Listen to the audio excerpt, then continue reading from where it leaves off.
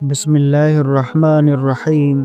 السلام علیکم۔ نبی اکرم صلی اللہ علیہ وسلم نے فرمایا، کوئی دن ایسا نہیں جاتا کہ جب بندے صبح کو اٹھتے ہیں تو دو فرشتے آسمان سے نہ اترتے ہوں۔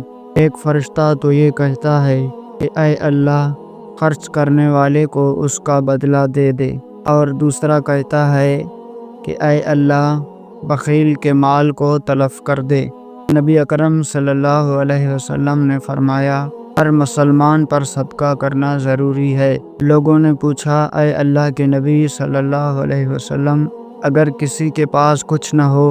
آپ صلی اللہ علیہ وسلم نے فرمایا کہ پھر اپنے ہاتھ سے کچھ کما کر خود کو بھی نفع پہنچائے اور صدقہ بھی کرے۔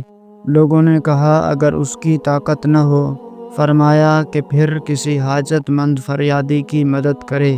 لوگوں نے کہا، اگر اس کی بھی سکت نہ ہو؟ فرمایا پھر اچھی بات پر عمل کرے اور بری باتوں سے باز رہے، اس کا یہی صدقہ ہے۔ حضرت ابو ہریرہ رضی اللہ عنہ بیان کرتے ہیں، نبی اکرم صلی اللہ علیہ وسلم نے فرمایا، میرے سامنے وہ 3 شخص پیش کیے گئے جو سب سے پہلے جنت میں جائیں گے، اور 3 ایسے لوگ پیش کیے گئے جو سب سے پہلے دوزخ میں جائیں گے۔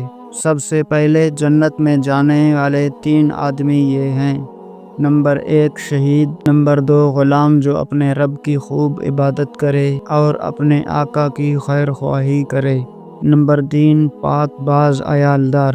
اور سب سے پہلے دوزخ میں جانے والے 3 آدمی یہ ہیں: نمبر 1 لوگوں پر مسلط ہونے والا امیر، نمبر 2 ایسا مالدار جو اپنے مال میں سے ماں باپ کا حق ادا نہ کرے، نمبر 3 گناہ کرنے والا فقیر۔